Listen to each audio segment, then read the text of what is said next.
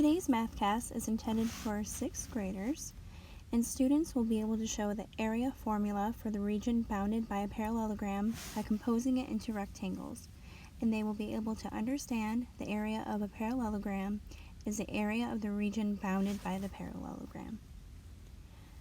And this math class is created by me, Randi Davis. So here we have a parallelogram, and we do not know what the area formula is for the parallelogram. But is there an area formula that we do know? And that would be yes. We know area formula for a rectangle, and that's area equals base times height for a rectangle. So looking at this parallelogram, we can actually move part of it to create a rectangle. So we can actually draw a dotted line that is perpendicular to the base, like so. And we can move this triangle, this right triangle, over here. And we know it's a right triangle because it has a 90-degree angle. And we can put it right here to make a rectangle. So it will look something like this. So we have our rectangle, and we can figure out the area using the rectangle area formula, which is area equals base times height. So this rectangle is 7 inches the base and 3 inches the height. So area equals 7 times 3. So the area would be 21 inches squared. So we have some exercise problems here. So we need to find the area of each parallelogram below. And so what is the base of this parallelogram? Base is 6 centimeters. So just by looking at this parallelogram, they kind of already did it for us. They created the dotted line. We can move this triangle over here. So we're not going to even look at this 5 centimeters here. Because when this triangle is moved over here, we have a rectangle. So area equals base times height. So our area would be 6 centimeters times our height, which is 4 centimeters. And we can multiply 6 times 4, 24 centimeters squared. So I encourage you to pause this video and go ahead and try B and C on your own. Okay, so did your answers look something like this? Great.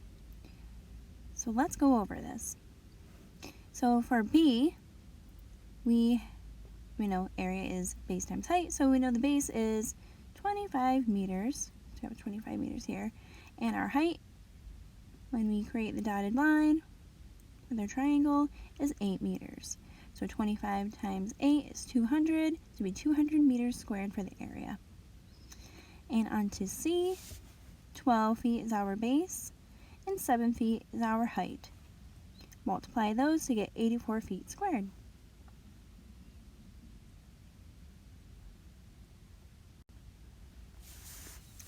Okay, so looking at this, we have Brittany and Sid were both asked to draw the height of a parallelogram. Their answers are below.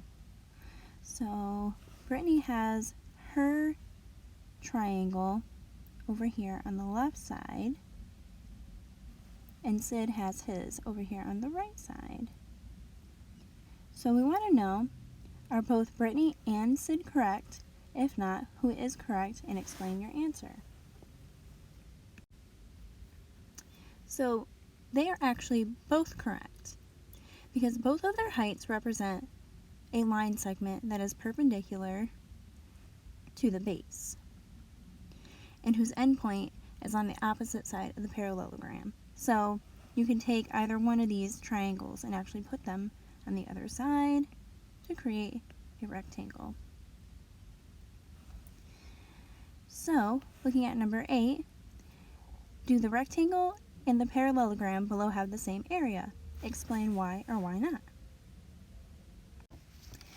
So the areas are the same, and we can actually calculate this here right now. So area equals base times height, so 15 times 8 is 120, so it'd be 120 feet squared. So that is the area of our rectangle over here.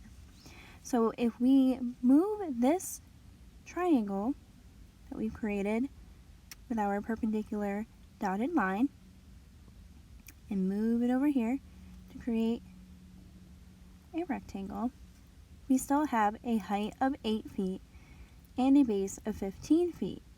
So 15 times 8 is 120 feet.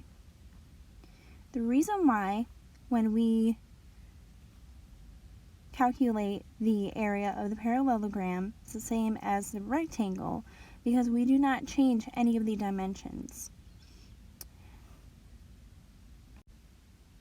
The only time that we would change the area is if we change the size of the shape. But in this case we did not. We just simply moved one part of it over to the other side. So the area is still the same. Thank you for watching.